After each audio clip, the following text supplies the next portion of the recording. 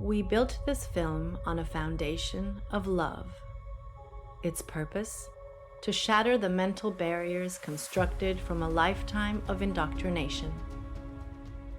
The eyes are useless when the mind is blind.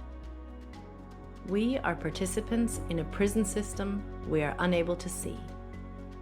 Once the veil is lifted, there is no turning back. Many of us rarely realize we are the victims of indoctrination. We follow the pre-planned layout of life, living in a state of confusion, controlled by a small group of individuals who possess great wealth, estate, and control. They monetarily benefit by keeping us blind to the true nature of the shape of the earth. Most are too busy to question what they are told or investigate the scientific theory about the physical world and its shape, wrongly taught in schools as fact. Inquiries made on a controlled platform such as YouTube or Facebook are quickly rerouted to videos and content that hold no merit. Misconceptions occur either intentionally or due to lack of research by mixing heliocentric and geocentric cosmology together, causing incoherence that pushes the viewer away from learning. Why would a lie like this exist? What purpose does this level of deception seek to gain?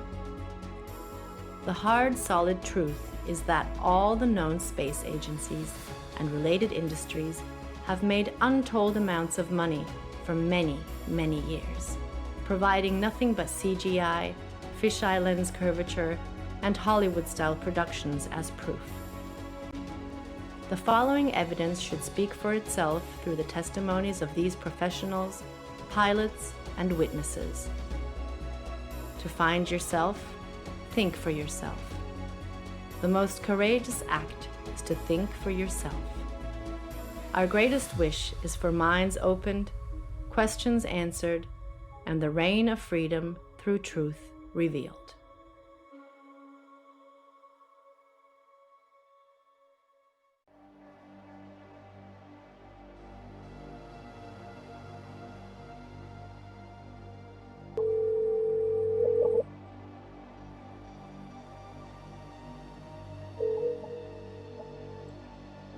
Good afternoon.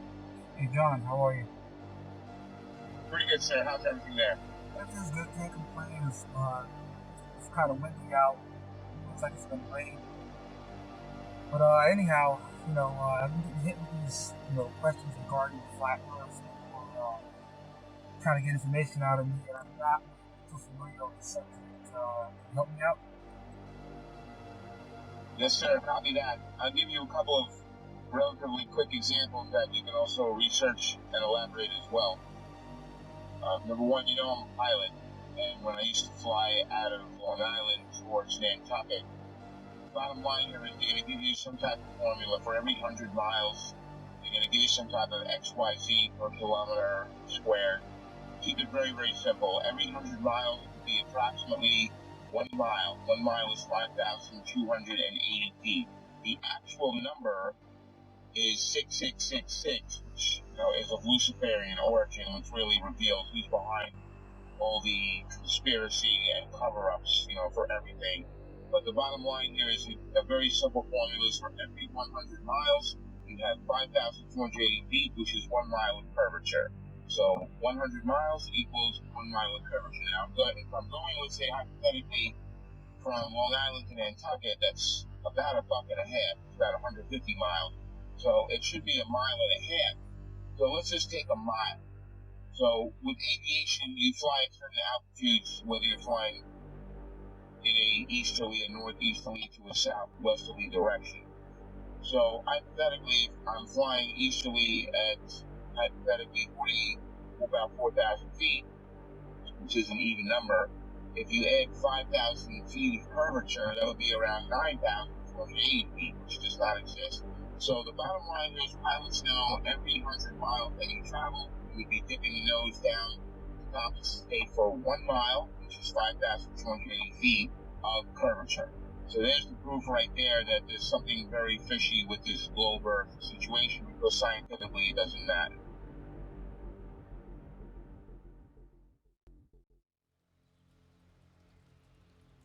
My name is Joshua Silva. I am a licensed commercial pilot and flight instructor.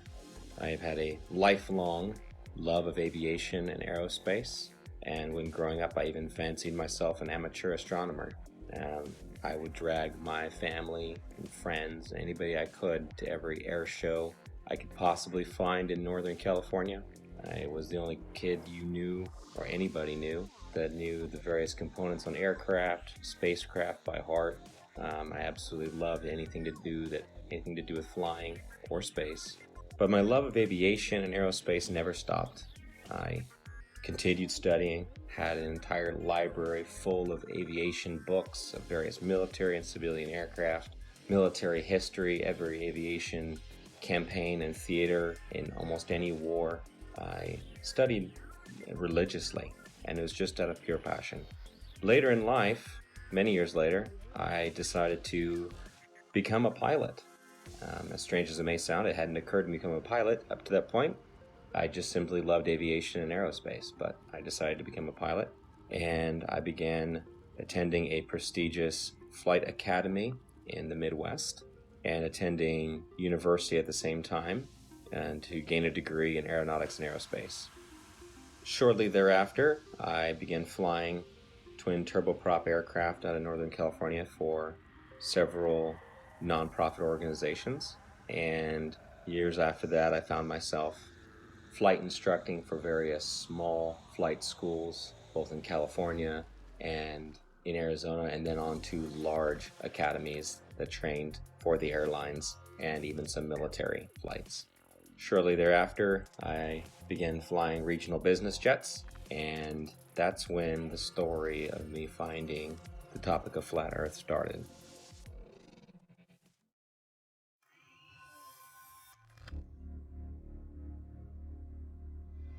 Hola, mi nombre es Héctor Requena. Soy terraplanista desde el 2016. Este tema lo descubrí accidentalmente, me agradó mucho y desde ahí lo empecé a investigar.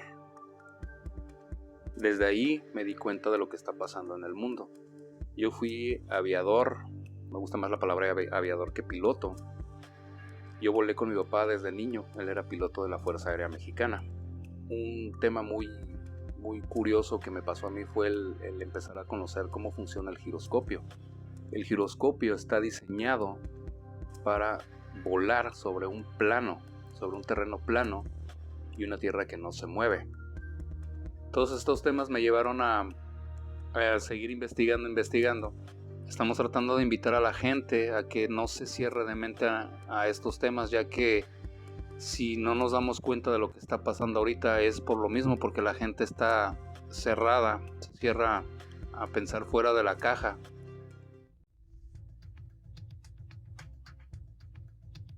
Been a military brat all my life. However, I've been in the industry of aviation for the last 21 years. And I became an FE somewhere around 15 or 16 when I really started looking at conspiracies. I looked into Benghazi because I happen to work on government contracts abroad, overseas. But I've been in aviation for 21 years. Anything from helicopters to aerostats to big birds, little birds, fighter jets, things with engines, no engines, big blades, little blades, compressor blades, which, by the way, that one's not a hoax. Jets do not run only on compressed air. Contrary to popular belief, it takes compressed air in a blended ratio of air to fuel to drive the now heated gas and rotate the compressor blades. This has been a topic of discussion between FE and, not everything's a hoax. Coriolis effect. With that ties into, obviously with no spin, around the axis points that they say exist at 23.4 conveniently, 66 off the 90 degrees, right? Everything ties into 666 with NASA and all the BS scientists. Our aircraft have things called ADIs, attitude direction indicator, which gives correlation between the aircraft housing or the shell around the gyro itself. The ADI is nothing more than a gyro that will always reference level. I don't care what any pilot says. I don't care what any mechanic tells you. You know, there's a reason that pilots have one book called a Pilot Operating Handbook, and there's every other book, right? From structures to avionics to wiring diagrams to the actual components that make up these systems. That is a standalone system. The ADI does not lie. You don't care how cold it is, how high you are, and some of these guys are pretty damn high. It doesn't matter where you're going. It doesn't matter where you've been. It doesn't matter where you are over the realm itself.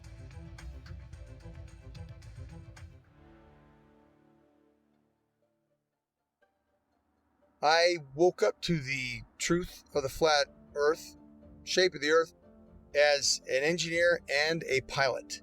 So I've studied engineering, physics, 3 different ways: basic physics, electric physics, and construction physics. And also as a pilot, as a rotary wing pilot, that is helicopter pilot, I studied aeronautical physics as well. So I can cover and discuss just about any factor of flat earth. Not that I'm any smarter than anybody else, but I've studied quite a bit of factors that analyze shape and motion of just about any object. That's physics, also aeronautical physics, and principles of flight. I can tell you this: airplanes fly straight and level. That's even an aviation term, straight and level. Airplanes will fly for hours at the same altitude, never dipping their nose down to follow the curve of the earth. An aircraft on a 12-hour or even 18-hour flight from Portland, Oregon to Seoul, Korea, that would have that aircraft starting at one point and then flying so far around the earth that it's flying downwards with its nose vertically downwards, and then starting to go around the curve of the earth so that the airplane is now flying upside down. Would have to make that kind of a flight path on a globe, which is, it's such an absurdity. So that being said, I come into the true shape of the earth, the flat earth, as a skeptic, like most anyone else. I'll tell you my story. My buddy told me about this. He said, Rob, you need to learn about the ice ring. You need to learn that the earth doesn't move. This globe is garbage. And I laughed at him. I said, are you kidding me? I'm not even gonna look into that. And he said, that's fine. He said, that's fine. You don't have to look into flat earth. But until you do, he said, until you do look into flat earth, you will remain a slave of the matrix. And interestingly enough, at this point, this was more or less November, December 2015. I had already mentally resigned from the U.S. military for 3 years. I had already resigned because of Benghazi. I realized, and I saw for myself, I'd been working with U.S. as an Army officer, working for State Department for a good 10 years. And so what I did, I turned my physics awareness, I turned my studies into analysis of the shape of the earth.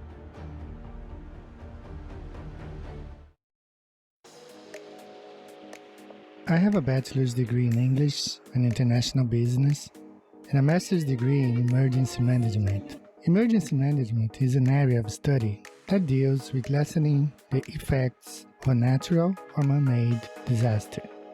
Areas I had to study related to emergency management were meteorology, geology, geography, hydrology, and oceanography. You have to know well how Earth works in order to prevent or lessen the consequences of a natural disaster. In 2019, I wrote the book called 16 Emergency Landings Proving Flat Earth. Not many people know that when I was younger, I worked for an international airline. I worked at the International Cargo and Logistics Division of the company at São Paulo International Airport.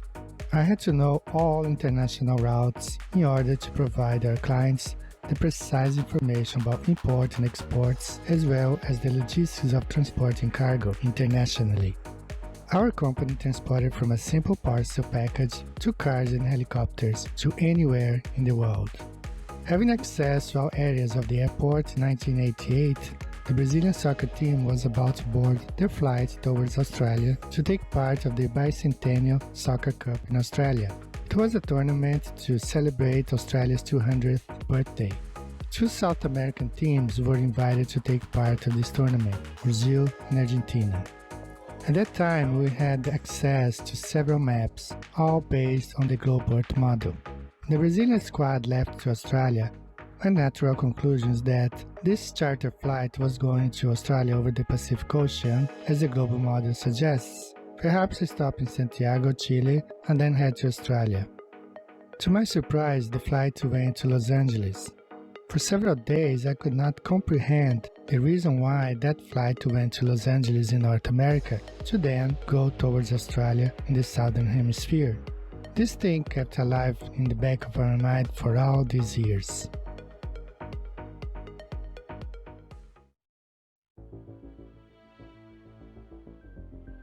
I'm a merchant marine. I've been sailing 15 years. I graduated from the Paul Hall Maritime Center out of Piney Point, Maryland. I primarily sail on container ships, tankers, drill ships, military cargo vessels, you name it, I can sail on it. I sail in the capacity of bosun. My whole title is AB Unlimited. That primarily sail deep sea and coastal, meaning up and down the coast, west coast, east coast, and deep sea is out deep sea across to other continents. What led me to the flat earth was actually my sister. We've always been into the conspiracies and the 9/11 and Sandy Hook and all that stuff. And one day she said, hey, you want to see a conspiracy? You should look into the flat earth. And I looked at her and laughed because I had seen the videos come up in the feed and they showed that disc thing in the space and I laughed at it and whatever. And she showed it to me and I laughed at her. And I went and pulled out my phone and I looked up a video. You can look it up. It's called Dragon Link FPV to Space. And what you'll see is basically an RC airplane that's been taken up about 80,000 feet, and they release it, and then the airplane comes down with power. And it has the Dragon Link system, which is capable of making control and video. Anyways, but they had a GoPro, so you see this curved globe. And you know, that said it for me. When I saw that, I was like, oh wow, look at that. So I brought that down to her, put it right in her face and said, look at that. And looking back, I remember her smile on it was like, you know, okay, she wasn't gonna argue with me. And she said, okay. Later on, I don't know, a couple days later, whenever I seen it in there and I said, all right, I had nothing to watch. I hit it on the YouTube and I knew within 10 minutes of it. I forget which one it was. I think it was probably one of the documentaries, but it was almost like I instantly knew. And then what happened was a lot of the proofs that I had were before I was a flat earther, such as seeing contacts at 30 miles out with the naked eye on the horizon, which is impossible on the globe model. So much so, it was me, the third officer, and the lookout. We were standing our watch, and I believe we were in the Mediterranean Sea. Look out, look and watch. I say, okay, we got a contact out there. We look and we try and get it on the radar. We get it at 30 miles out.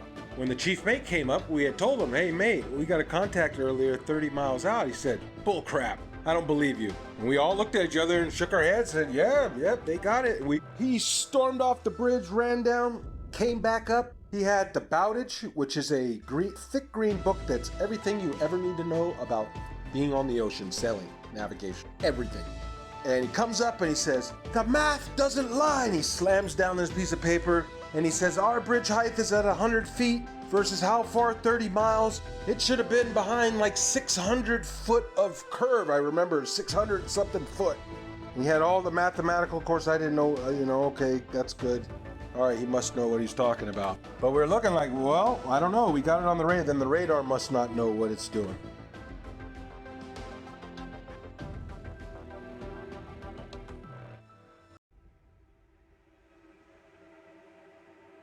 You can just call me Jay. That's what my friends call me. That's what I go by. I just go by Jay. My work experience, I joined the Navy when I was 17 years old. I had a secret security clearance. There's different levels of security clearance. There's like a lower level, then there's a secret, which is what I had, which is like a mid-level, and then there's a top secret. I did not have a top secret clearance, so there's a lot that I don't know. But I did have a secret clearance. So it's basically the mid-level security clearance for the government that I had, and I did that job for 8 years. I worked in operational intelligence specifically. The radar navigation, there's a limited scope of what we're able to see. Now, granted, this is 15 or 20 years ago.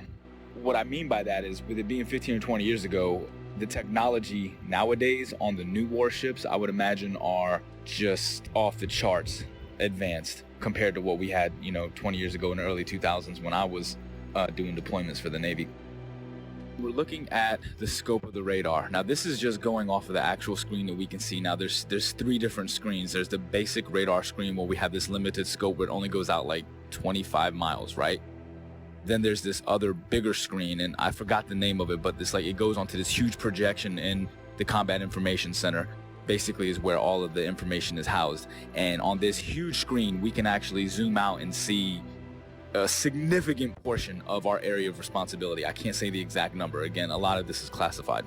Basically, when we zoom out onto this large projectile screen, it goes in and out, right? So the reason why we're able to zoom in and then pull back out is just for accuracy. So if we're looking at something that could just be like a buoy in the water, right? Just one of the little tiny buoys that the ships can use as kind of placements to track where they're going, that can be mistaken for an actual small watercraft. So we have to be able to differentiate between that and some of the ships that we're looking for, because some of the deployments we're out there looking for drug ships, we're looking for other types of ships, submarines, basically just to keep a track of everything. That's basically what the Navy and Coast Guard do. They want to make sure that they know what's going on in the seas, and that's kind of the way the United States Navy operates. They're basically dictating what happens in international waters.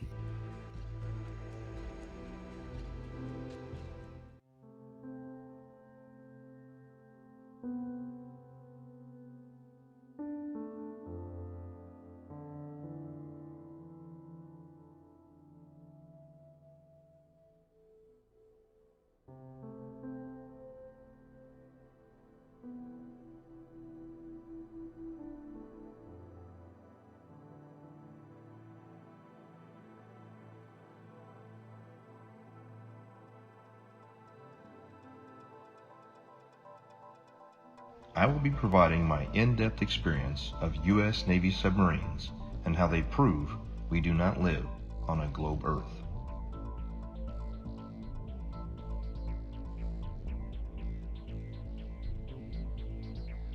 However, due to the nature of my job and the security clearance that I hold, I wish to remain anonymous.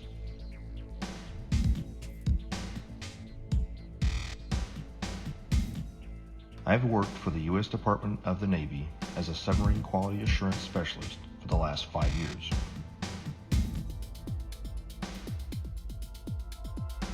My job is to ensure that each submarine is built properly, safely, and to the engineer's plan.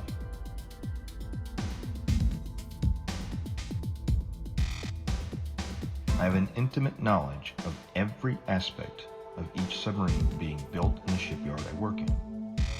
Now that you've heard a little bit of my background, let me explain how I arrived at the crazy notion that the Earth is visibly and observably flat. I have always questioned the reality around me since I was little. I never followed anything mainstream, and I was never interested in what the news had to say. As I got older, I started looking into more and more things out of my own curiosity. 9/11, school shootings. I eventually started researching the moon landing because it just never set well with me. And it didn't take long for me to completely unravel that for the hoax that it is.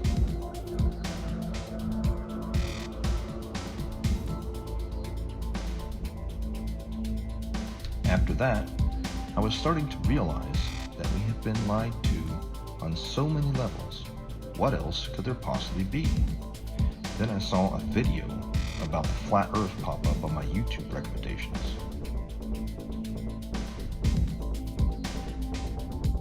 At first, even with my awakened mind, I thought this was absolutely ridiculous. I decided that I'd look into it simply to disprove it and move on. It should be easy, right?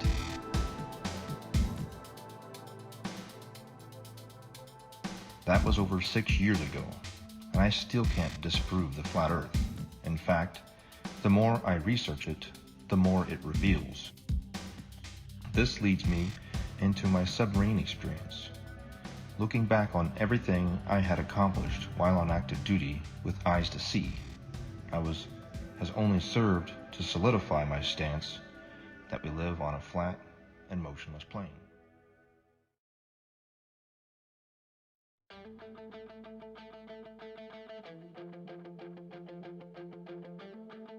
The theory of more land being hidden on Earth as one of the possible motives to hide the fact that the Earth is not a spinning water ball corkscrewing through space is something that many flat earthers have postulated over the years.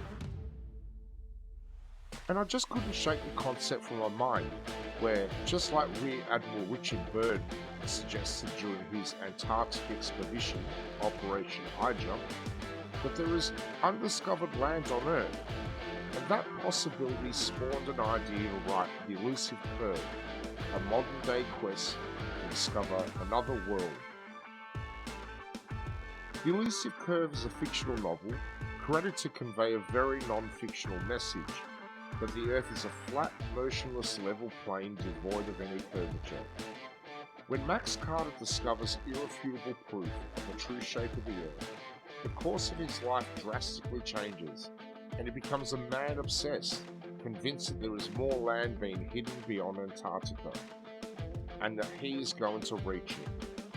The Elusive Curve debunks typical globe Earth claims, including ships disappearing over the horizon due to the curve of the Earth, the Foucault's pendulum, and the Coriolis effect, whilst presenting flat Earth proofs like visual perspective, level water over vast distances, and long-distance photography, all within the context of Max's varied and colourful relationships.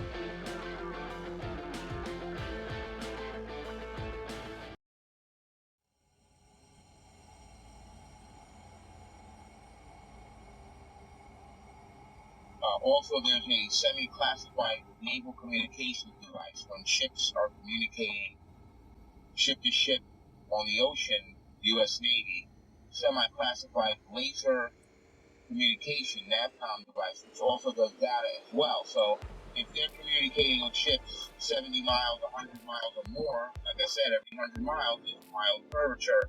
So it wouldn't work because lasers operate line of sight. They operate in a straight line. There's no curvature to the laser. So the bottom line here is the naval NAVCOM classified, semi-classified system that they use to communicate ship to ship, that operates on a laser, and if there was curvature, anything over, like I said, 100 miles is 5,280 feet of curvature, and the ship's diameter is nowhere near that, which you know. So there's another example, the naval NAVCOM communication device. Also, there's a woman, female KLH pilot, KLH Dutch Commercial Airlines. She got fired from her job a while back for questioning this issue. Now, they didn't throw her out of the company, but they gave her like a desk job, so this way they kind of keep her around and quiet so they can control. But she's a very sane and rational woman. If they ask her, what happened, and she starts talking, it's going to raise serious questions. So we got the KLH pilot, we got the laser NAVCOM, U.S. Navy. We've got my personal experience flying from Long Island to Nantucket. There should be at least 5,280 feet of curvature added to the 4,000 altitude average while heading easterly. So there's something very wrong there. The numbers don't work.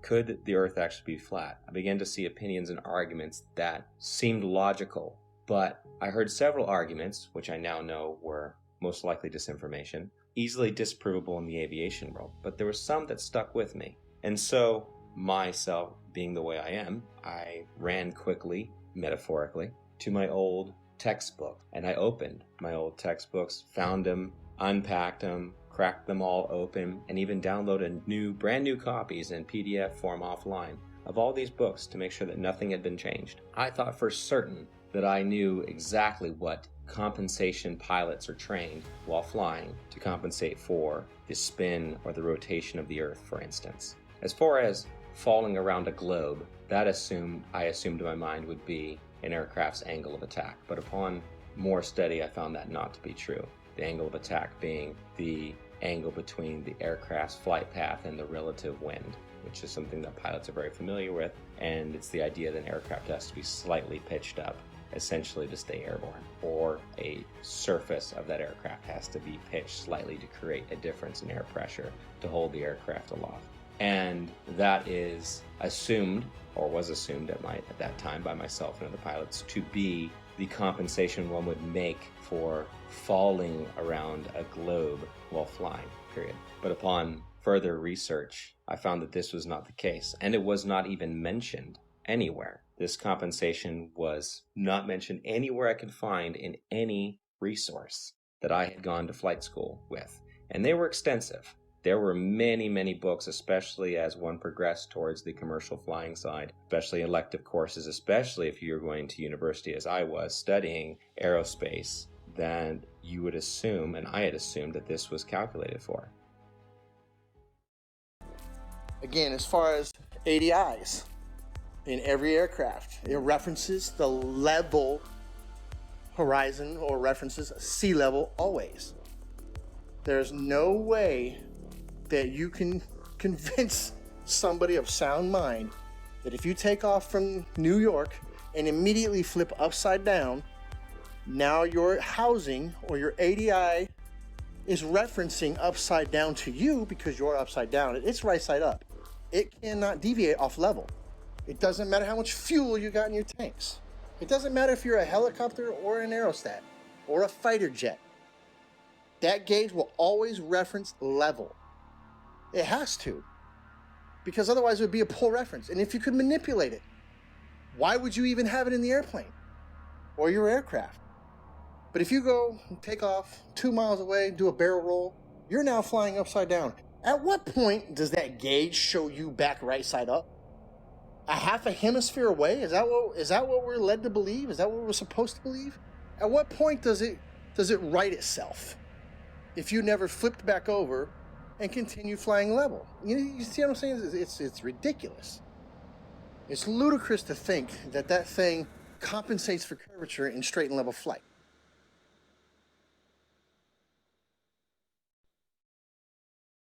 The big one that is oftentimes quoted is compensation for Coriolis effect while flying. And this is something I'd even taught my students about, and it's always assumed to be correct. We just assume. We're given the narrative from a young age, and everything is built upon that assumption, upon that theory. And so I thought I had the silver bullet. Coriolis effect. We always calculate for that. Well, as I began to look through the books and to look into the calculations given for Coriolis effect, the narrative began to fall apart even further. I began to see things I didn't notice when I was in school, such as Coriolis effect is actually never calculated for, but is assumed to be a part of wind correction angle. Wind correction angle is one of the many calculations pilots of all kinds make while flying to correct against winds in whatever volume or section of air they're flying through, which it could be from any direction, and you're flying through it, so you have to compensate a certain angle into that wind to hold a straight line. Interesting side note, I worked on aerostats for several years, and I always ask people who try to bring up gravity, well, how come my 4,000 pound, 74,000 cubic foot aerostat isn't getting pushed towards the ground? It weighs more than you do, which you believe gravity is pushing you down, right? Because these are some dense ass people. But how come the aerostat's not getting driven into the ground? It weighs more. It's definitely larger than the size of a house. It's more than size of most houses. So why isn't it getting driven to the ground? Well, that's because it's displacing less weight than the atmosphere or the medium that it's in. And I try explaining that. I don't know how many times you've probably posted something on this. I don't know how many times we're going to have to post something on this. But every time that little kid lets go of that helium balloon and starts crying. Radar is simply another form of radio transmission. Radio includes anything within the range of the electromagnetic spectrum. Electromagnetic spectrum, also known as light. Radio is the transmission of light, whether it's visible light or radio waves which are not visible.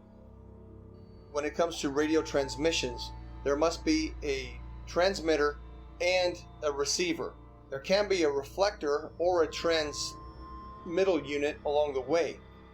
However, in the end, there's got to be at least transmitter and a receiver. And in the case of radar, radar transmits a signal and it bounces off a reflector, and then it comes back to the receiving station. Or it can go to other stations if they're set up in the network properly. Long story short, radar emits a signal, it bounces off something, and then it returns to a receiving unit, and the receiving unit maps that reflection accordingly.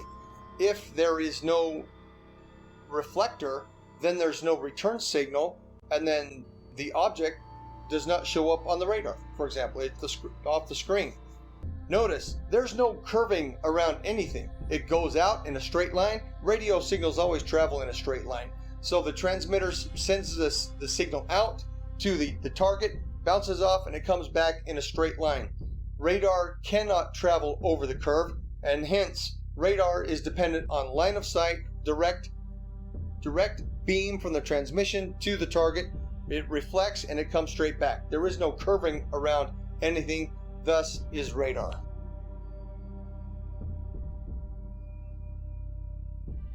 Also, radar works in straight lines. The radar is incapable of curving around a curve, picking up and bouncing back the reflection of what it's picking up. So if you can imagine a ship on the other side of the curve, we'll say 30 miles, 40 miles out, it sends out the radar beam. The radar beam is supposedly curving around this ball, bouncing back, and then bouncing the reflection, curving back around to be picked up by the radar. That's not happening. It's flying out straight, and when it picks up something, it hits it back. It's not going around any curve. That's plain and simple. That can be looked up on your YouTube and see how radar waves work. They don't go around the curve. Every diagram shown will show you straight lines. They don't show you curved lines. As we zoom out to look at the larger scope of things, once we verify that, we're able to zoom out over a large distance. Now, over this screen, at the time, I was like 18 or 19 years old, all right, when I was doing this job. I wasn't thinking about flat earth and any of this other shit. I was still indoctrinated and under the assumption that the earth is a spinning ball. I never thought about flat earth or anything like that, but I always thought it was weird that as I'm looking at this massive radar screen, I always used to think, how come we're looking at this and I can see, like, we're off of the coast of Argentina, for instance, right? Like, how is it that I can see this far out and it's not like over the horizon or curve, because it's so far? Like I said, we use a lot of these other link signals, and they're called links. They go by different names. I can't say the code names. Some of them I forgot. Some of them are, again, this is classified information. I can't give any specifics on these. But some of the links that we use, not only do we speak to the actual ships and track them, but we speak to aircraft, 10,000, 20,000, 30 and higher, 30,000 feet and higher is what I'm saying. It's not just a matter that they're 30,000 feet directly. It's not like they're directly above the ship. This is what's interesting, is this aircraft could be 50, 60 miles away and 30,000 feet in the air. So you understand, like, the angle that you have to take to be able to track this aircraft from a ship that's moving on the water. Think about that for a second.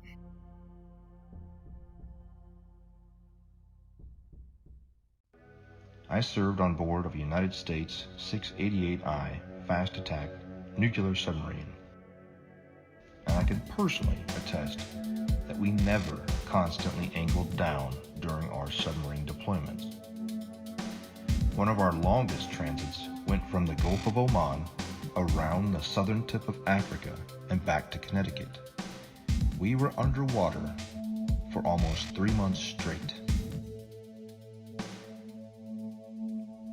My job on board as a radioman meant that I spent a lot of time both in the radio room and in the control room. The control room is where they navigate and drive the submarine.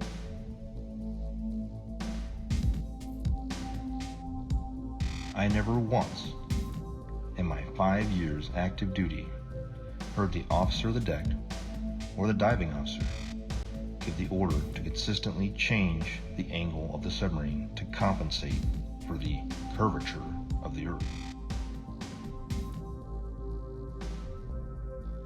The primary task of the diving officer and the helms and plainsman is to maintain the submarine as level as possible while in transit. If the Earth had any measurable curvature, I am certain we would not have been able to make this incredibly long transit without accounting for it.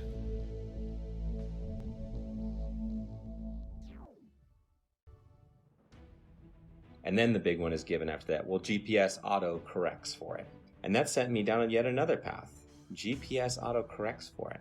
If it's a satellite-based system, how is it correcting for spin if it's also spinning over the same body? And why are there large gaps in GPS coverage over large oceanic bodies?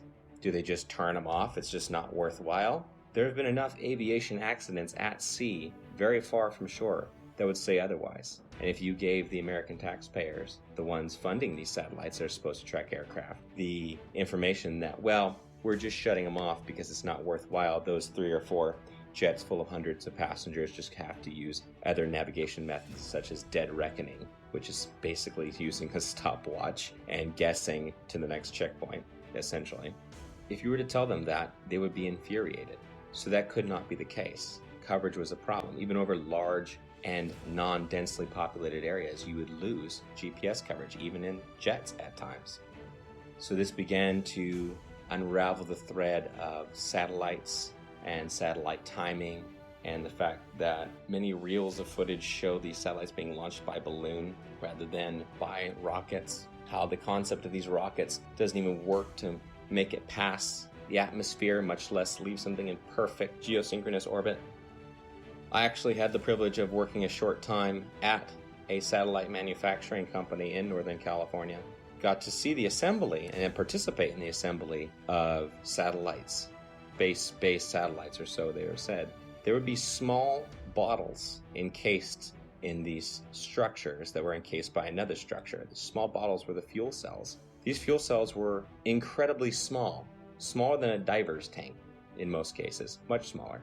And this was supposed to be all the fuel that the craft needed to run and operate, as most are not actually electric, they're becoming electric now, and sustain itself in a perfect orbit by just small bursts from its engine or its propulsion system. But truth be told, I've been to many countries, done many things, all things aviation.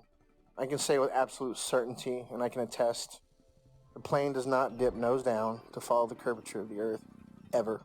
Matter of fact, most planes have an airfoil that are 3 degrees nose up in straight and level flight. And the reason that is simple. If the nose of the aircraft was at 0 degrees or level flying through the air, then it would porpoise, right? It would be quite violent because some of the air would go over the nose and some of the air would go under the nose. And it would cause that nose to go up and down, which is literally like a porpoise or a dolphin out of water.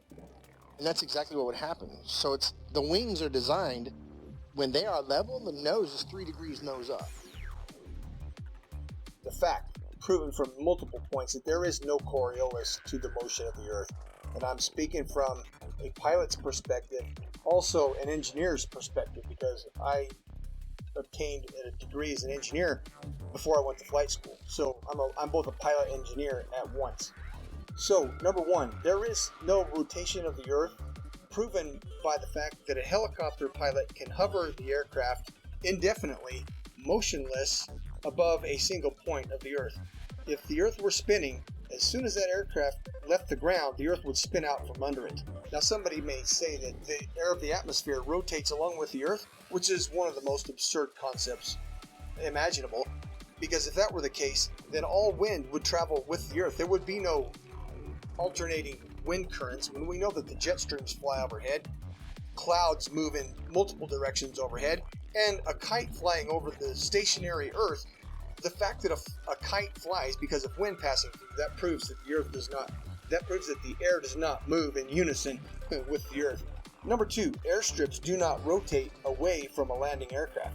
Anybody who's seen a pilot's view when an aircraft lands, well, the aircraft lands to a motionless airstrip. If the Earth were rotating, the pilot would have to turn to the angle at which the airstrip is rotating away and land at the speed of the airstrip, which is absurd, simply absurd. Airstrips do not rotate away from the aircraft, and on an east to west landing strip, if the aircraft is landing to the west, the airstrips do not land moving towards the airplane. That's insanity. Okay, simply stated. If the Earth was a spinning ball, it is virtually impossible for a ship to be moving at 25 to 30 knots on this curved spinning ball while tracking an aircraft that's probably going 300 miles per hour, 50 to 100 miles away. Really, I mean, these like P3 aircrafts were pretty far and 20,000 feet in the air. It's just virtually impossible. It doesn't make sense. Again, at the time, I wasn't thinking like this, but looking back on the information that I had, I'm like, yeah, there's no way. There's no way that was done on a curved Earth. Literally, the only way that could work is if we are on a flat, stationary plane. We're cruising along. The boat is cruising along in the water. Like, think about it in terms of like a large, like, you know, like those backyard swimming pools. Picture the swimming pool filled up, right? And then your ship, you put a little boat on the swimming pool, and then, you know, you put like a little fake aircraft in the air. Now, from that ship, you're able to see the aircraft. It doesn't matter where you are in that pool, you can track that aircraft. If you're on a spinning ball curve, how the hell can you track an aircraft that could be in a position that's 100 to 200 miles away from you, 30,000 feet in the air from a different angle that's around a curve? It's impossible. There's no way that you could, there's no radio frequency that could track that. I'd like to point out that I see now that I didn't see before is that you have a magnetic compass and you have a gyro on any ship. And I'm not talking about your little Crabberman show fishing boat, what are they, deadliest cat. I'm talking about a real deep sea going, unlimited tonnage boat. It's going to have a gyro. And it is a big, huge box that sits usually behind the bridge or in the chart room. It's a big box and it's basically the gyro compass. Now, if you had two models, I guess, wouldn't you have to have one making the corrections, because it almost never matches the magnetic almost never matches the gyro. It's very rare that we're steering the same course. And they say it's due to deviation and variation is where you know, like the metals of the ship causes it to differ. And then you have the variation of the magnetic fields over the earth is, I guess they change, you know, true north and magnetic north. But the way I look at it is, man, they got two different machines. One is a machine and one is from God. The way to get around the earth. God's not a dummy. He put the way to get around the earth with the compasses. If back in the day they had motorized vessels that can get them around, they would probably have got around a lot better. But they were at the mercy of the wind. It was like, oh, they didn't know their way, or, you know, they were using the stars and stuff, and they, you know, so I just believe that the two compasses, the gyro compass that's electronic, and then our regular compass is because they are switching the ways, you know, the maps. There's two different ways to get around the earth. You're tricking us. Here is another flat earth proof that I never noticed while I was on active duty, thanks to years of indoctrination. Periscope observations. When the submarine is at periscope depth and the observer is looking for ships on the horizon, they will start to see masts at about 8 to 9 miles, depending on atmospheric occlusion and sea state.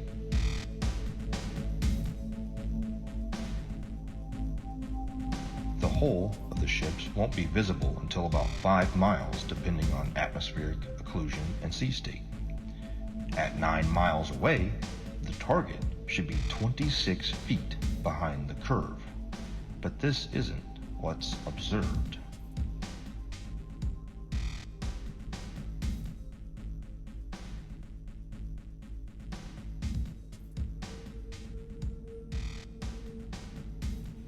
My final flat earth point on submarines is with regard to the AN/WSN TAC-7 ring laser gyro that is used on board of U.S. Navy submarines.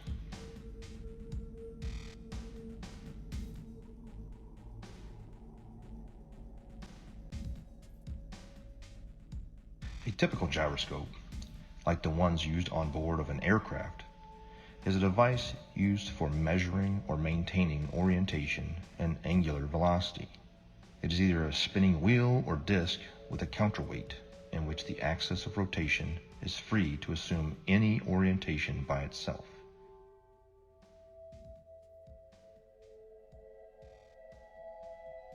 When rotating, the orientation of this axis is unaffected by tilting or rotation of the mounting, according to the conservation of angular momentum. However, a ring laser gyro doesn't have any established weight. They use light as a point of reference. It spins up a disk that shoots out lasers, and it has a digital encoder that deciphers where the laser strikes inside of the gimbal system. No make-believe gravity required.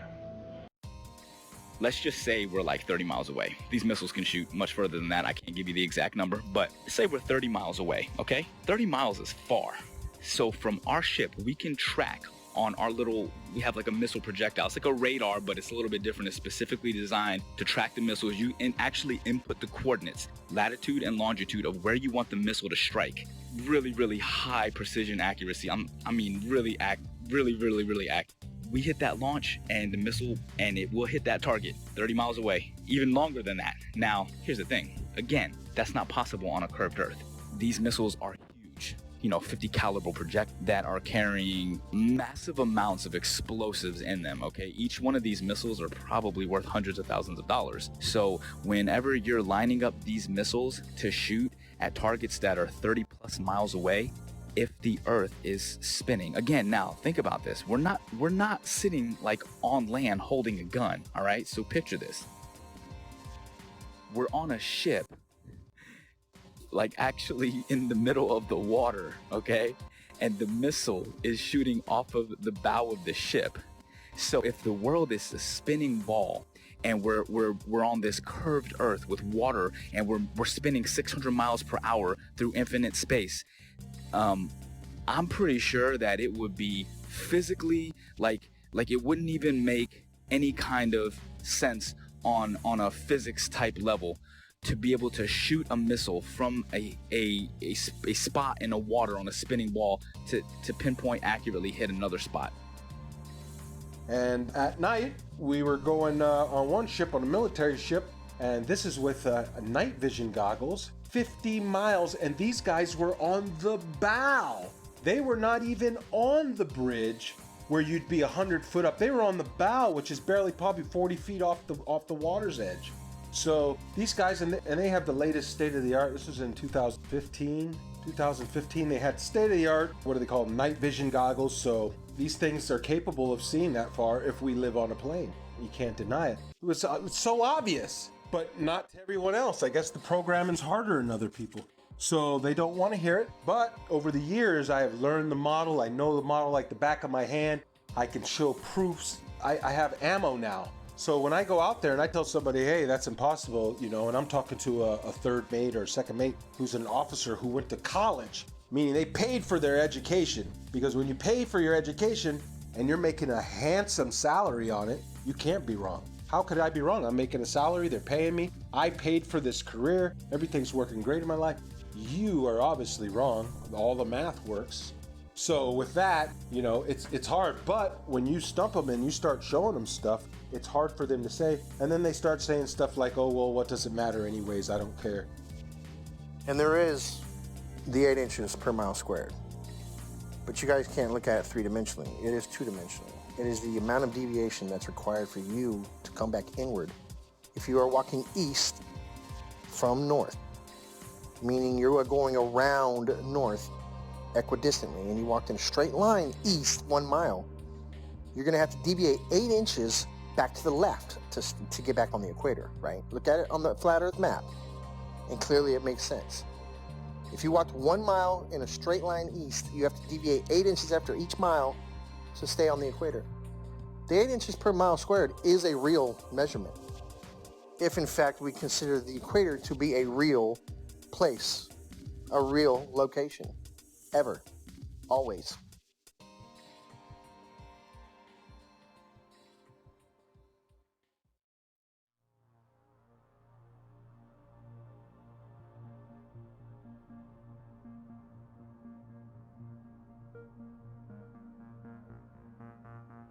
In 2015, I came across YouTube's suggestions for Flat Earth videos. My first reaction was to laugh off. After seeing Flat Earth videos in one of my favorite channels, I decided to watch one. When I came across a Flat Earth map which I had never seen before, it immediately sparked me to look at that flight route Rio-Los Angeles, Sydney. And I could then understand why the Brazilian soccer team went to Los Angeles and then to Australia for the tournament. The Earth is flat, no doubt about it. The following weeks and days were followed by more research and disbelief. I had been a NASA fanboy my whole life, paying 2 visits to NASA's Johnson Space Center in Huntsville, Alabama, besides spending so much money in science and science fiction related documentaries, movies, merchandise, etc. What a waste of time. I also tell mates about they lay down and we use all our charting is done on flat maps, straight lines. They never draw a curved line. Every line is straight lines, straight lines everywhere we go on a flat map. And I try to point it out to them. And what they tell me is, Mr. Marcator has put all that in there for you. It's all equated in there for you. You don't have to worry about it. All the curvature calculations for it and everything's figured right into the map. So the straight lines and everything are actually bending somehow. I don't know. So these are just the proofs that I see. Along with, you can see the corpuscular rays are much betterly observed out at sea because it's nothing. It's like a desert. And so you can see the sun like a flashlight just shining down in a cone. Everywhere, if there's a little bit of where clouds are right, it looks like a cone. And I point it out all the time to these guys. And I get them thinking, but you know, the programming goes hard on people. And if you're not ready to wake up, well, you're not ready to wake up. You'll just have 1 foot in, 1 foot out. You'll be back in the illusion before you know it. The narrative began to fall apart. I would continue studying and finding that what I fear to be true is reality. That we have been lied to about just about everything. Upon researching military history and then military training and speaking with military gunners in both the Army and the Marine Corps that I know personally, I would ask them about Coriolis effect. And it was always assumed that, yeah, we compensate for the Earth being, you know, a curve, that it would drop. We calculate for the Earth curvature. But even upon asking and having them look into their materials further and my own personal study, again, it found to be an assumed truth with no actual basis in reality.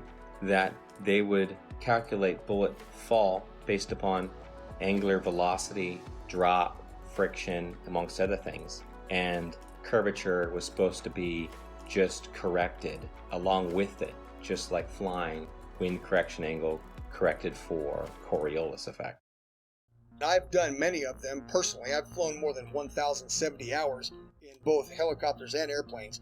And I will tell you factually that aircraft meet their checkpoints, they take off, they meet their checkpoints, and they land exactly as planned on a flat stationary map.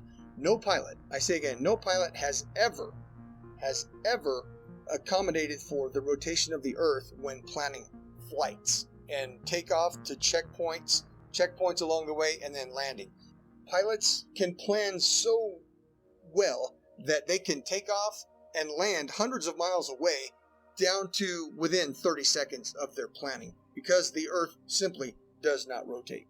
A waypoint would be like this. Like, let's say we're out in the middle of the water and we want to hit a target that's like directly to our west, 15 miles away. But that target is able to track our missile coming at them. We don't want that target to know where the missile's coming from, so we can put in waypoint. And a waypoint would be like putting a point out like 20 miles east, and then another point like 15 miles north, and then another point like 10 miles south of that, and then put in our target. You see what I'm saying? So the missile doesn't go directly from the ship to the target. The missile will actually fly to the latitude and longitude of the waypoints that are put in, and then it will curve from there, and it will hit all the waypoints and then attack the target. How is that possible on a spinning Earth? If the Earth is moving at 600 something miles per hour or whatever they say it is, there's no way that missile could stay. There's no way that missile would be able to keep track. Do you understand what I'm saying? At least that's how I'm looking at it. It may be a little bit harder to visualize if you actually weren't seeing it the way that I would see it, or there, or understanding and putting in the coordinates or seeing how this actually worked out. But I'm telling you, like, from my perspective, that is one of the things that makes it virtually impossible to accept the globe as this, well, It's a fake lie. It's a theory. It's garbage is what it is.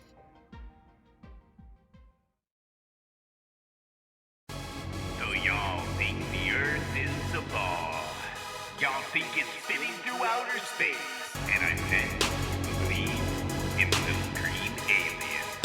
Well, actually, the Earth is flat. Here I'll give you facts, all the math, science, and all of that. Whatever you need to believe. Come on, can't you see that a submarine couldn't use a periscope, nor a plane use a gyroscope? But Huey doesn't adjust for the Coriolis or sniper looking down the scope. This is all hard to take in and hard to cope, but I hope that I've given enough rope to explore the rabbit hole that our Earth is not a ball and it's not spinning through outer space. If someone wants to prove me wrong, please give me a name and we can debate it all day, anytime, man, with real test measurements and evidence. Stop lying to world's nations. We have real science to back our observations. Don't believe in the indoctrination of the people, cause they don't want you to believe that the Earth is level. Don't believe in the indoctrination of the people, cause they don't want you to believe that the Earth is level. Dig deeper, be a rebel, then dig deeper than a shovel. Keep your mind level, it's lighten the curve and lighten the herd. Give the truth what it deserves, tell about what we actually observe. Like a boat going out of sight, if you get your zoom and focus right, it'll come back into light. Just use a laser beam and you will see that water never bends but always finds a flat resting position. 71% water can't make up a ball or a pair, so let me make this clear and get it into your ear. You're in great fear of stepping out of the box. They're keeping food stamps in our socks. They are the slyest of the fox in a controlled illusion of evolution. That's nothing made everything and no proof of creation in this pseudoscience indoctrination. No meaningful salvation, but let's believe in gravity with no proof of how it picks and chooses what can rise and what can fall on this crazy thing we call a spinning ball. Don't believe the indoctrination of the people. They don't want you to believe the Earth is level. Don't believe the indoctrination of the people. They don't want you to believe the Earth is level.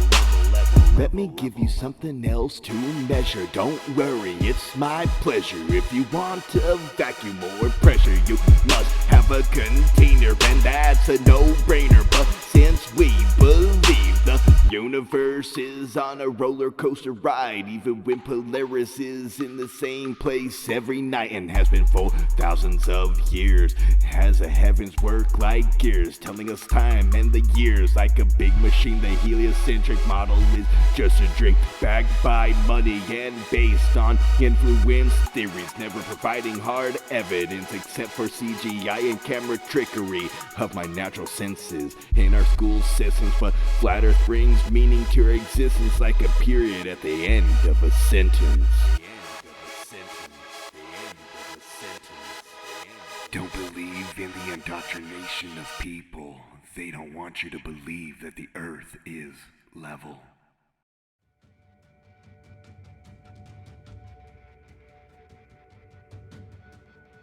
When it comes to a deception this big, it's hard to dismiss. And for the people that say, I don't see how this would affect me either way, you don't know. It's like telling me about Argentina when you've never been there. Or it's like telling me about owning a Corvette when you've never driven one. You haven't experienced it. And if you have been through the Flat Earth Awakening, you know how it would affect you. This quite possibly may be the biggest awakening of mankind. Think about it. If you believe in this mass fallacy, you've been robbed of some senses and you don't even realize it. You don't trust your sense of touch or feel. You don't trust your sense of sight. You've been told the Earth wobbles, spins, and orbits, but you don't feel a thing. You've been told that sunsets can't exist on a flat and stationary plane, but you don't understand the vanishing point of the law of perspective? After it's possible to understand and decode a mass deception, it becomes a lot easier to understand other lies. It opens your eyes and raises your discernment. So when it comes to lies like JFK, the moon landing, chemtrails, fluoridation, 9/11, etc., this is one of the most important factors of life I've ever been awakened up to. it's possible to open your mind to this. Your receptors will connect so much faster and stronger than you've ever experienced in your life. Understanding the ground you walk on every day and the luminaries that go over your head every day, which I still don't understand all of its entirety, can change your life forever. Knowing you are specifically, intelligently, and uniquely designed, so you know mentally, physically, and spiritually your vibration, energy, and frequency of life. So don't act like this doesn't matter. We've been lied to on a mass caliber. We can prove we live on a flat and stationary plane with observable, repeatable, testable experiments with data, hypothesis, and conclusions without depending on blind faith, indoctrinated, religious, theoretical, nihilistic, opinionated philosophies. That's the difference.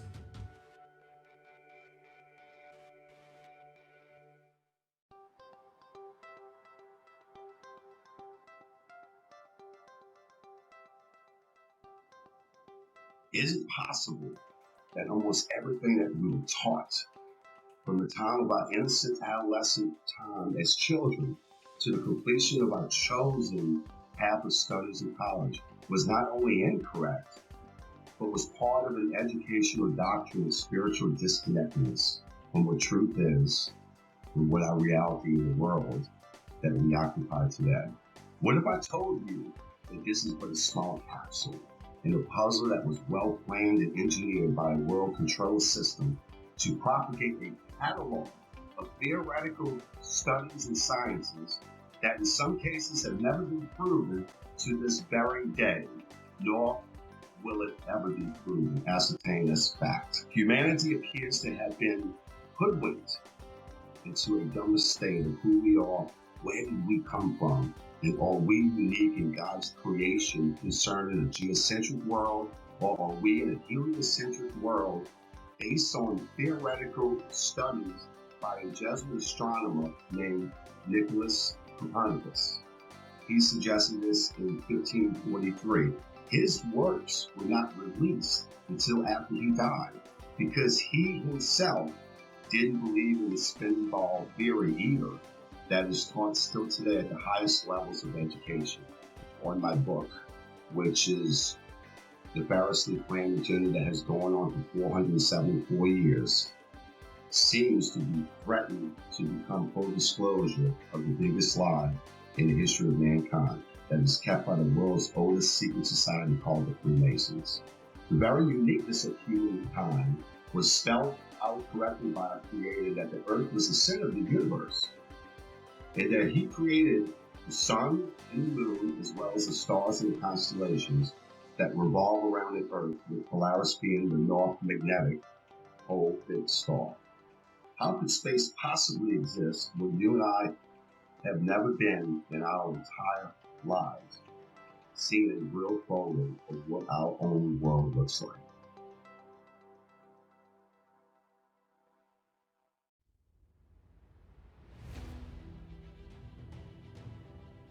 Max must constantly deal with the stigma and ridicule of being the crazy flat earther from friends and family, and bombardment of typical questions like, why would they lie?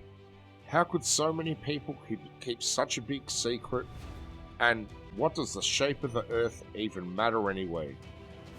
The elusive curve presents all the main arguments for a flat earth and solid arguments against a spinning ball earth in a fun and realistic story format, recommended for all flat earthers and curious-minded people alike. Join Max on his journey as he attempts to convince his friends that the shape of the earth is not what they know, while he plans for a mission to discover more land on Earth with his ambitious and somewhat crazy plan to acquire a high-altitude pseudo-satellite to prove the shape of the Earth one way or another. The Globers, definitely scientifically, we're looking at flat earthers have some very, very, very valid points according to those three examples. Thank you. You got it, brother. Anything else? No, that about answers my question. Quite a lot to take in. I've taken some notes. Thank you. Thank you again. You're welcome, sir. Any questions? I'll be here for a while. Contact me anytime. All right. God bless. All the best. God bless. Yo invito a la gente a que por lo menos sea un poco más abierta de mente hacia estos temas, porque la verdad es que esto está muy fuerte. Se vienen tiempos muy difíciles ahorita y debemos de estar conscientes de que el sistema nos está manipulando de una manera muy, muy grande. Entonces, pues, vamos a ver qué pasa.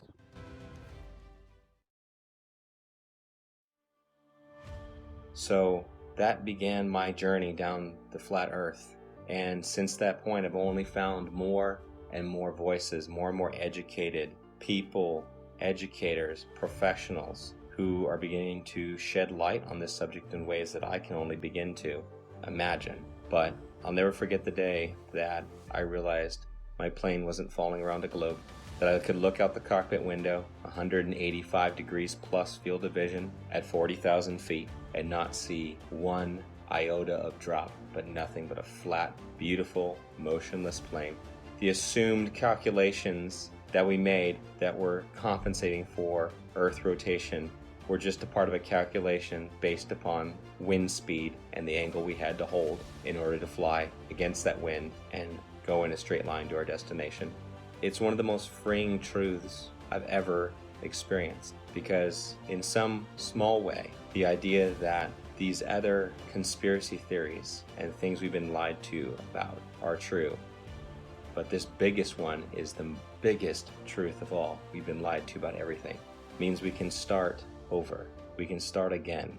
At this time, at this point in our history, we are uniquely positioned to make that change. And if I can make one statement to the people out there, it's simply this. That's it. That it's level. You cannot fall off the edge of an in-ground pool. It is level. Where you put your feet in the water in France, it's the same height that you're going to put your feet in New Jersey and Brazil. Do some research. This is not the only thing out there that needs to be researched, unlearned and relearned. The Department of Education, founded by Rockefeller in 1908, did a good job of proving that the mode of ignorance that he calls his education board, you are the proof it's working. The mode of ignorance widens every day. It gets bigger and bigger every day because people keep believing what they spit out. Unlearn. Thinking outside the box. The box is the cap that you got at graduation. So understand that for the first 18 years of your life, you didn't learn the truth about anything. You were simply told, and you got a reward for repeating it. Now it's time to think for yourself. It's time to do research and do your own testing. Be your own white coat. Knowing the Earth is flat has placed me in sync with our Creator, His creation, our hidden past, and with the future we hope to build. A future where we should not have an organization called United Nations governing the world. When there is no globe, there should be no globalization. This is my message to all of you. Peace.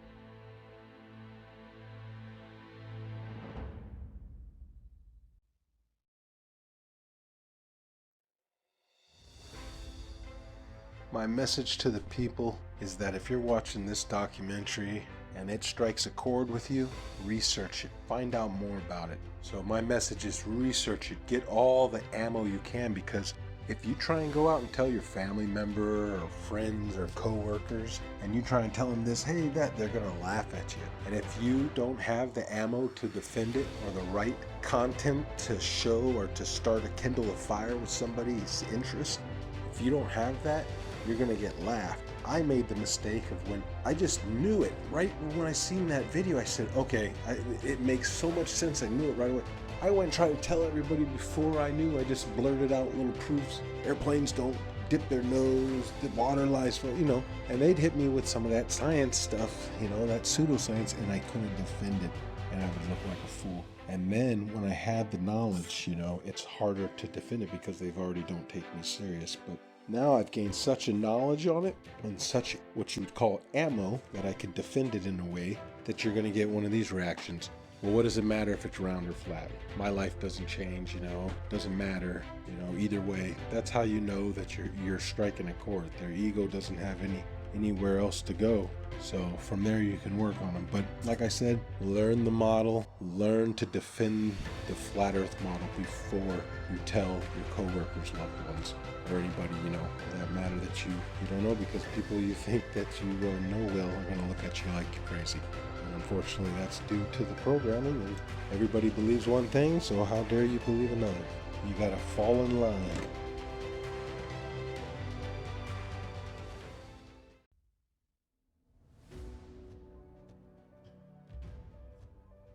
So if you're able to actually open up your mind, look at things objectively, allow yourself to break free from the indoctrination bullshit that you were taught, you'll feel more free. You'll see the world differently. You'll love more deeply and compassionately. You'll appreciate life more. That's how I lived my life. A couple years ago, honestly, I can tell you this. I just hope and pray with all my heart that, as the years go on, this is probably not something I'll see in my lifetime.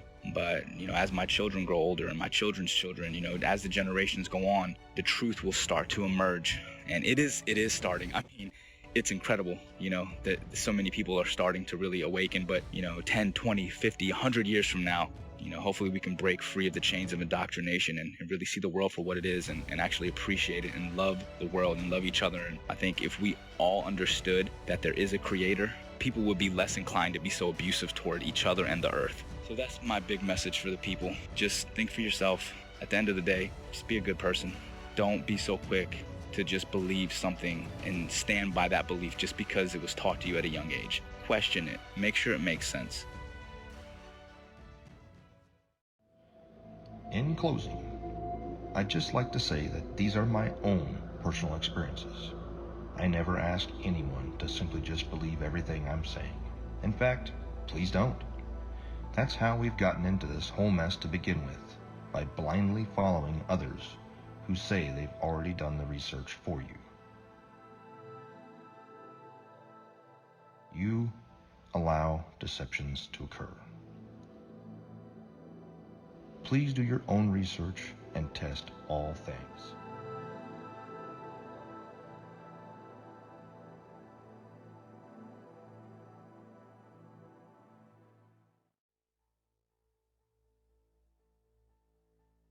All space agencies are part of the cover-up because they are also Freemasons. It is my consensus that space is fake.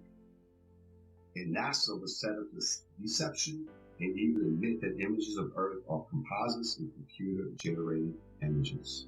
Since 1958, NASA has literally force-fed us to and continue their trickery, sorcery, wizardry, and being only God of oneself, yet cannot get high enough altitude to provide humanity with one single photo of what the very shape of our world is. I believe strongly in the very senses that God gave all of us. And instinctively, our senses are 99% correct. And my book will help those awakening sheep remove the dark shades from this massive deception. And for those who are unwilling or unable to think past their noses, then those sheep will remain asleep. My book is part of the Great Awakening from pseudoscience that has put man living in a Newtonian world of Einstein physics, ruled by Frankenstein logic. Game is over. Consciousness shift of stupidity because of poisonous indoctrination to separate your soul and reality from truth and knowledge. But hold tight, folks. A real awakening is happening all over the world.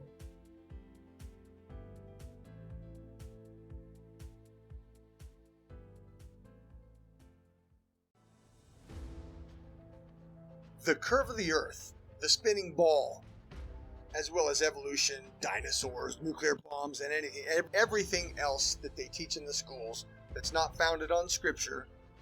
Number one, it's mathematical, geometric, geospatial, geophysical, and in all other respects, The spinning ball Earth is a scientific absurdity, provable by observation and measurement and repeatable science experiments. The spinning ball Earth does not exist. There is no curve to the Earth. There is no Coriolis. There is no such thing as a spinning ball Earth. And at the end, the Bible, which was a textbook, and I say again, a scientific textbook written long before any of the universities we have today, the Bible says the Earth is flat and stationary. So therefore, we can dispense with all of our science school learning that doesn't agree with the Holy Scripture. The Holy Scripture tells us that the Earth is flat and stationary. All of our measurements, and indeed our personal senses, tell us that the Earth is not moving. There is no curve to the Earth. Jesus Christ is the Son of God. The Holy Scripture tells us the nature of the Earth. The Earth is flat and stationary. Pride, ego, and reputation are three characteristics I see in every spinning ball believer. Let your pride down, knowing you've been heavily deceived your entire life. Let your ego be washed away, knowing it's possible you've been manipulated on such a scale as this. And stop caring what people think about you. I'm not saying be as external and abrasive as some of us. Just realize that yes, we are human, and we can be programmed to think certain ways, but also know we can be unplugged and become critical thinkers, observers, and researchers without being told what and how to think. From an education system that runs kindergarten curriculum all the way up to Harvard, that was bought over by the Rockefellers a long time ago. This is our time, not theirs. It's time to stand up and start acting instead of relaxing and being told how and what to think. From mainstream outlets that are owned by the Bilderberg Foundation, the Triangular Commissions, and the Counselor of Foreign Relations. Think for yourself and stop falling victim of popular public opinion that are owned by these anti-God secret societies.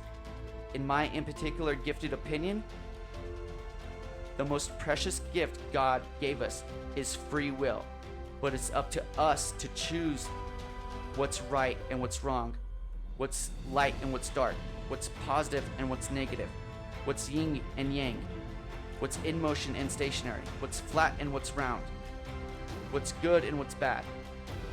We can't tell you what to do. I can lead you to knowledge, but I can't make you think. It's your choice to take the blue pill and go back to sleep, or to take the red pill and stay awake the rest of your life, knowing you are chosen. Because many are called, but few are chosen. And I promise you, once you go flat, you do not go back. They couldn't stop this movement if they tried, because truth prevails. Rest in peace, the globe. Every truth have a specific time and moment to manifest itself. Technology being the catalyst for this truth to re-emerge and reveal itself again. And prove that it's not a myth, fantasy, or a misunderstanding of our ancestors and all ancient cosmologies. The geography of Earth that is flat and also disguised in words like plains, the Great Plains, the lowlands of Europe, the flatlands, the savannas of Africa, the Amazon basin, the salt flats, the mud flats, the depressions, the Arctic tundras, the tablelands of Australia, the steppe of Russia, the grasslands of Argentina, the ice sheets of Antarctica, the wetlands of Florida, and the levels of England. Over these vast plains flows rivers and canals like Nile, Amazon, Mississippi, and countless more, for thousands of miles flowing level in every direction. The oceans and seas that occupy 70% of Earth is flat and level water, but science have no way to prove that it curves or sticks to a spinning ball by a magic force called gravity. The majority of the seabeds of the seas and oceans are abyssal plains. As we say, as above, so below.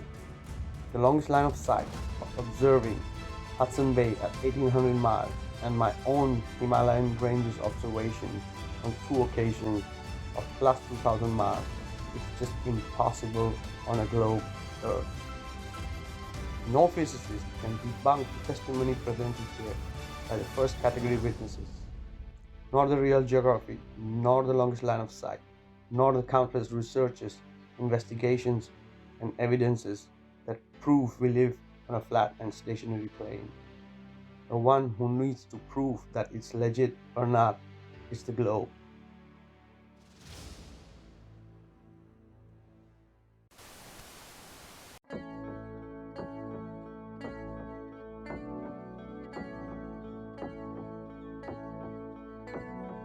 Wonderful, magical, celestial light, fantastical, mystical, wonderful sight. Belgian Swiss physicist Auguste Piccard, 1931, first to reach for the stars, was the first to explore the air view stratosphereus, a scientist curious to see what was there. An aluminium black ball gondola, helium balloon, hydrogen with photos and instruments, sailed towards the moon, rose in just half an hour, 52,000 feet, 10 miles up, 10th air pressure, left for dead, trapped in heat and cold, but disproving gravity. Wonderful, mystical, beautiful sight, flat line separation of black from blue light, a world run by false make-believers, hiding in shadows, stealing our light. Magical, mystical, fluorescent light, wonderful, magical, awesome, yes, stealing our light. Wonderful, let there be light, supernatural, eternal, benevolent. Up we go, higher than rainbows, higher than mountains, above cumulonimbus, higher than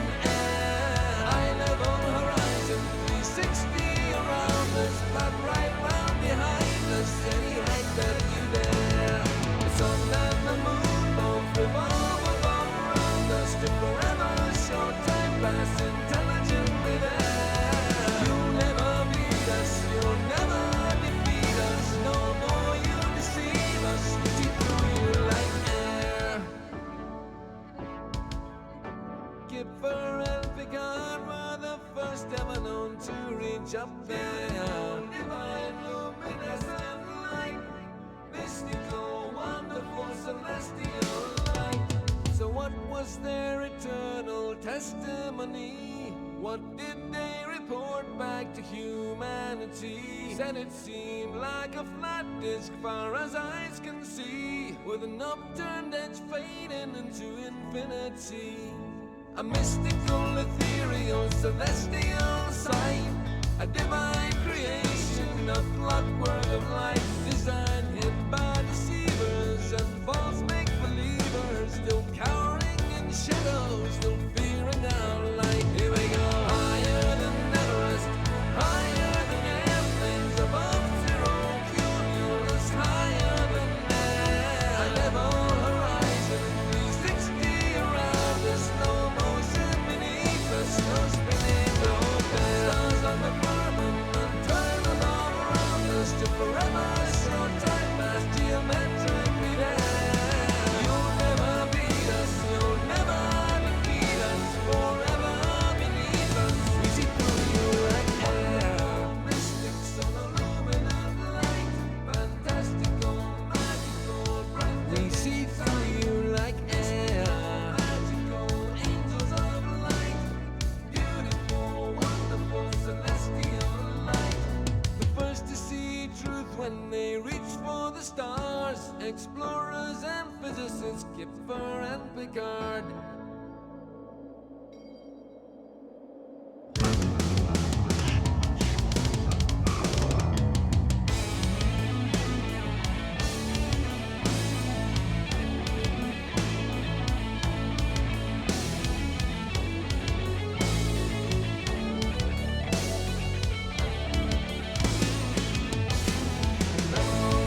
Motionless, proven we are.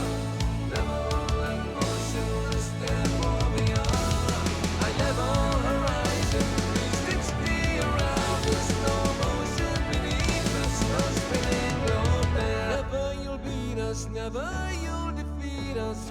ever beneath us, we see through you like air.